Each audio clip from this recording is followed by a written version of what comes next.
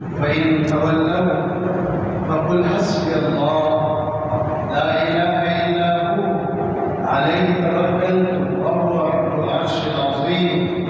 صدق الله العظيم. اللهم صل على محمد وعلى آل محمد كما صليت على إبراهيم وعلى آل إبراهيم إنك حميد مجيد. اللهم بارك على محمد وعلى آل محمد كما باركت على إبراهيم وعلى آل إبراهيم إنك حميد مجيد. میرے محترم بھائیوں، بزرگوں، دوستوں، سورہ توبہ کی آخری دو آیتیں انتہائی فضیلت والی آیتیں ہیں. ان کی فضیلت بھی میں بیان کروں گا، ان کا مضمون اور تفصیل بھی بیان ہوگی انشاءاللہ تعالی. اور اس کے ساتھ یہ آیتیں ہمارے عمل کے ساتھ تعلق رکھتی ہیں. اس وجہ سے انشاءاللہ تعالی ہم ان پر عمل بھی کریں گے. اللہ تعالیٰ مجھے اور آپ کو اس کی توفیق عطا فرمائے. سب سے پہلے ان دو آیات کا ترجمہ سن لو. اللہ تعالیٰ نے فرمایا لَقَدْ جَاءَكُمْ رَسُولٌ مِّنْ أَنفُسِكُمْ، یقیناً تمہارے پاس رسول صلی اللہ علیہ وسلم تشریف لائے من انفسکم، جو تمہیں میں سے عزیز علیہ ما عنتم، تمہاری مشقت اس پر بہت گران گزرتی ہے. حریص علیکم، تمہاری اچھائی اور بھلائی کو چاہتے ہیں. بالمؤمنین رؤوف الرحیم، مومنین کے ساتھ خصوصی شفقت اور خصوصی طور پر مہربان ہے. فَإِن تَوَلَّوْا، اگر یہ لوگ اس بات سے منہ موڑیں یعنی پیغمبر پر ایمان نہ لائیں، فَقُلْ، بس کہہ دیجیے، آپ اعلان کر دیجیے، حسبی اللہ، میرے لیے اللہ ہی کافی ہے، میرے لیے اللہ ہی کافی ہے. لا الہ الا ہو، اس کے علاوہ کوئی معبود ہے ہی نہیں. علیہ توکلت، اس پر میں نے توکل کیا، بھروسہ کیا. وہو رب العرش العظیم، اور وہ اللہ عظیم عرش کے لیے رب ہے. ایک ترجمہ اس آیت کا ہے. اس میں جو سمجھنے والی بات ہے، اللہ نے فرمایا ایک رسول تشریف لائے تمہیں میں سے، اہل عرب میں سے. قرآن کا سب سے پہلا مخاطب اہل عرب ہے، اہل مکہ ہے، اہل قریش ہے. اللہ نے ان کو فرمایا کہ بھائی تم ہی میں سے ایک رسول بن کر آیا ہے. ایک ترجمہ اس کا ہے. دوسرا ترجمہ یہ من انفسکم، یہ تم حاضر کے لیے لفظ ہے، حاضر کے لیے لفظ ہے. قیامت تک جب بھی لوگ پڑھیں گے، اللہ کا یہ اعلان ہے کہ میں نے ایک انسانوں تم ہی میں سے ایک انسان کامل کو نبی اور رسول بنا کر بھیجا ہے. بشر کو، فرشتے کو نہیں، کسی جنات والے جن کو نہیں، کسی اور مخلوق کو تمہارا نبی نہیں بنایا. تمہارے جیسے انسان کو کامل اور مکمل تربیت میں نے دی کر تمہارا نبی اور رسول بنایا. دو ترجمے ہو گئے انفسکم. ایک یہاں بڑی قرات بڑی پیاری ہے، تفسیر سنیے. اہل عرب کی مشہور قرات یہاں یہ بھی ہے. دیکھو من انفسکم ہے نا، یہ سین کے نیچے زبر بھی ہے. ایک قرات یوں ہے من انفسکم، انفسکم کیا معنی؟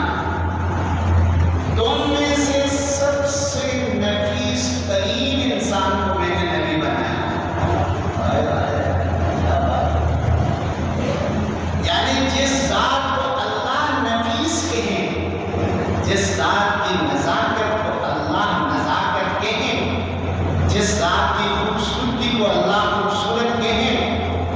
جس ذات کے حسن و جمال کو اللہ بیان کرے اس سے بڑھ کر نہ کوئی حسین ہوگا، نہ کوئی خوبصورت ہوگا، نہ کوئی نفیس ہوگا۔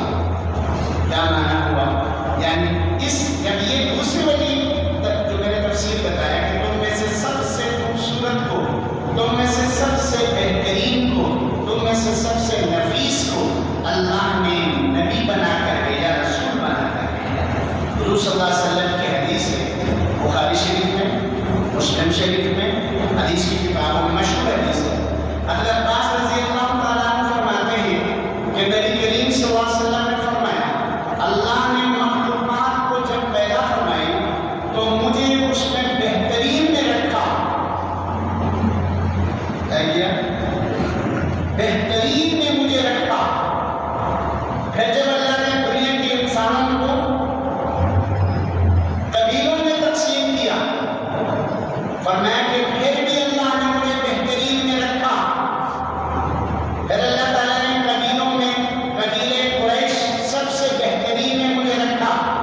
قبیلے قریش میں خاندان بنو ہاشم، خاندانوں کی تقسیم میں بھی اللہ نے مجھے سب سے بہترین میں رکھا۔ اسی لیے فرمایا کرتے تھے اللہ کے نبی نے کہ آدم علیہ السلام سے حضور تک فرمایا کہ ہمارے سلسلے میں ہمیشہ اسلامی نکاح پر مائیں آئی ہیں، اور کس پر؟ نکاح پر۔ جاہلیت کے زمانے میں بھی حضور سے لے کر عیسیٰ علیہ السلام تک 500 سال کا فاصلہ ہے۔ 500 سال میں کم از کم 5 خاندان تو بنتے ہیں۔ حضرت ابراہیم علیہ السلام سے لے کر حضور تک 3500 کا فاصلہ ہے۔ 35 خاندان تو بنتے ہیں۔ جب بھی خاندان بنا حضور صلی اللہ علیہ وسلم کی روح، آپ کی پیدائش، آپ کے گناہ مادے کو اللہ نے ہمیشہ حلال نکاح پر رکھا۔ اسی لیے اہل سنت والجماعت کا یہ عقیدہ ہے کہ انبیاء علیہ السلام کے خاندان میں زنا آ ہی نہیں سکتا۔ کیا نہیں آ سکتا؟ زنا نسل کو ختم کرتا ہے، خراب کرتا ہے، بدکاری انسانی نسل کو تباہ کر دیتا ہے۔ اللہ نبیوں کو ہمیشہ بہترین اصل، بہترین نسل، بہترین خاندان، بہترین والدین پر رکھتا ہے۔ اس لیے نبی کریم صلی اللہ علیہ وسلم سب سے انفس، سب سے نفیس خاندان کے اندر مبعوث ہوئے۔ حضرت جعفر رضی اللہ تعالیٰ عنہ نے نجاشی کے دربار میں جب تقریر کی تو کیا فرمایا؟ ہم مکہ کے لوگ بڑے جاہل لوگ تھے، پھر اللہ نے ایک اعلیٰ خاندان کے اعلیٰ فرد کو نبی و رسول بنا کر بھیجا۔ اس نے ہمیں اچھائی کی تعلیم دی، اس نے ہمیں برائی سے روکا، ہم نے اچھائی کی تعلیم کو قبول کیا اور اس کے کہنے پر برائیوں سے بچ گئے۔ اس وجہ سے یہ مکہ کے مشرکین ہمیں مکہ سے نکال دیا اور ہم ہجرت کرے حبشہ تشریف آئے۔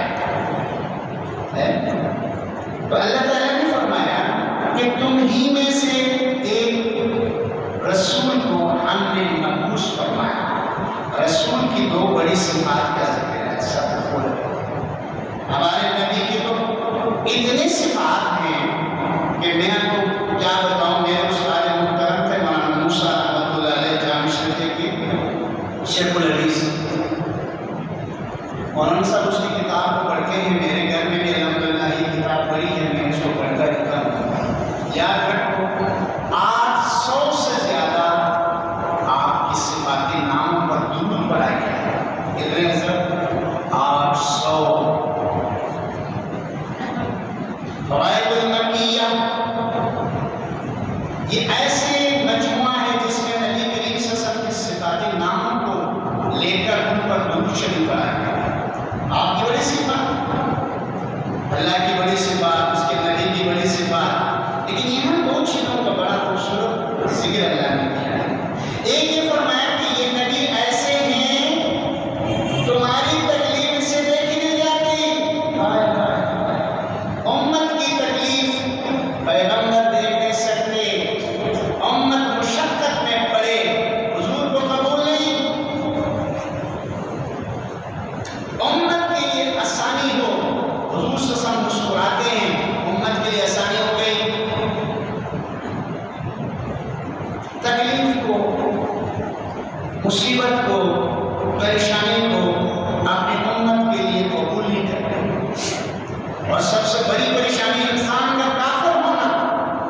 انسان کا مشرک ہونا، انسان کا گناہگار ہونا، تو یہ تینوں چیزیں نبی کریم صلی اللہ علیہ وسلم زندگی بھر امت کو سمجھاتے گئے کہ بھائی یہ چیزیں اذیت دیتی ہیں، مجھے ان سے دور رہو۔ اسی لیے فرمایا اگر مجھے میری امت کی مشقت کا ڈر نہ ہوتا تو ہر نماز کے وقت، ہر وضو کے بعد مسواک کا حکم دے دیتا، مسواک کرنے کو فرض کرا دے دیتا۔ اسی وجہ سے تراویح کی نماز 3 دن پڑھنے کے بعد اللہ کے نبی نے نہیں پڑھی، کہیں امت پر فرض نہ ہو جائے۔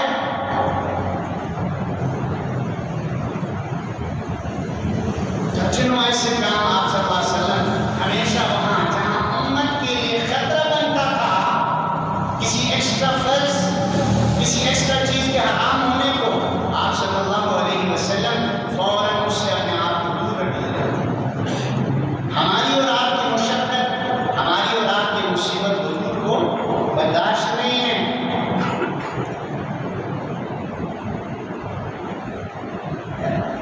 حضرت ابراہیم علیہ السلام نے کیا فرمایا؟ فَمَن تَبِعَنِي فَإِنَّهُ مِنِّي، اے میرے پروردگار، میرے زمانے میں جو مجھے میری پیروی کرے وہ تو میرا ہی ہے، لیکن جو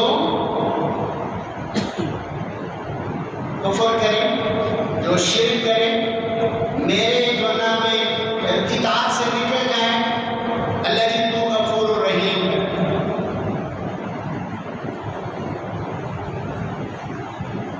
حضرت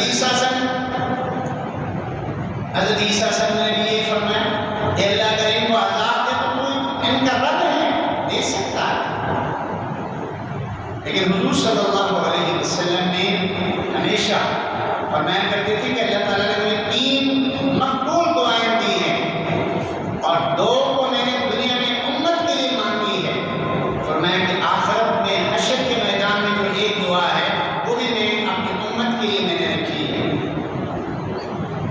امت حضور کو آپ بہت پسند ہے، آپ اللہ کے نبی کو بہت پسند ہیں، میں اللہ کے نبی کو بہت پسند ہوں۔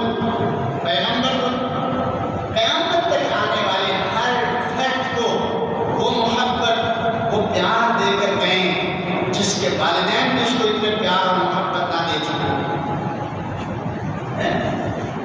اس نبی نے کیا فرمایا؟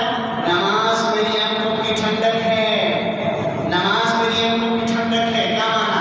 اے امت، تم نماز پڑھو گے تو مجھے راحت پہنچے گی، تم بے نماز ہو جاؤ گے، تمہارے بے نماز ہونے کی وجہ سے مجھے تکلیف ہوگی ذہنی طور پر۔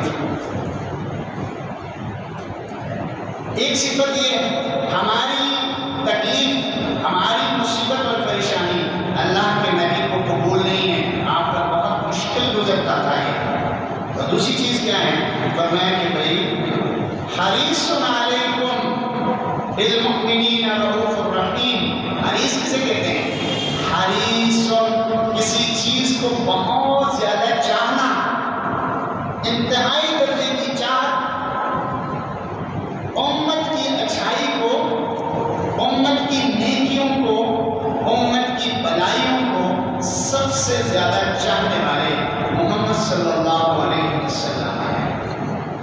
پھر 2 صفات کا ذکر کیا، بالمؤمنین رؤوف، فرمانبردار، آپ جیسے لوگوں کے لیے اللہ کے نبی شفیق ہوں گے، ہم جیسے گناہگاروں کے لیے رحیم ہوں گے، آخرت میں نیکوکاروں کے لیے میدان حشر میں حضور صلی اللہ علیہ وسلم شفقت کے ساتھ پیش آئیں گے، ہم جیسے گناہگاروں کے لیے رحیم بن کر آئیں گے اللہ سے شفاعت کرنے کے لیے۔ تو آج کی ان آیات میں، پہلی آیت میں اللہ نے اپنے پیارے نبی صلی اللہ علیہ وسلم کے آنے کو اور آپ کی 2 خوبصورت صفات کا ذکر کیا کہ تمہاری تکلیف جس سے دیکھی نہیں جاتی، ایسے نبی ہیں اور تمہاری اچھائی سے بہت زیادہ خوش ہوتے ہیں۔ لیکن فرمایا اگر کوئی بدبخت فَإِن تَوَلَّوْا، اگر کوئی بدبخت اس نبی پر ایمان نہیں رکھتا، اس نبی کو گالیاں دیتا ہے، اس نبی کی توہین کرتا ہے، وہ بدبخت اگر منہ موڑے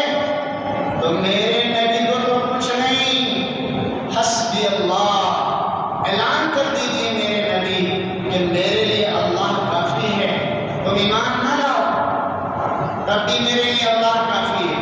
میں نے آپ سے کہا تھا شاید آپ کو یاد ہے درود شریف پڑھتے ہیں نا, خدا کی قسم درود کا جتنا ہمیں اجر و ثواب ملتا ہے ہمارے نبی کو اتنا نہیں ملتا. ہماری درود کی کیا حیثیت ہے بھائی؟ لیکن جب بھی آپ اور میں درود کرتے ہیں 10 نیکیاں ملتی ہیں, 10 رحمتیں ملتی ہیں, 10 گناہ معاف ہوتے ہیں, 10 درجات آپ کے بلند ہوتے ہیں. محمد صلی اللہ علیہ وسلم کا نام میرے زبان اور ہونٹوں سے نکلنے کے بعد اس زبان اور ان ہونٹوں کی اللہ کے ہاں قدر, اللہ کے ہاں قیمت بڑھ جاتی ہے. ایسی شخصیت ہے, ایسے نبی اور رسول ہیں.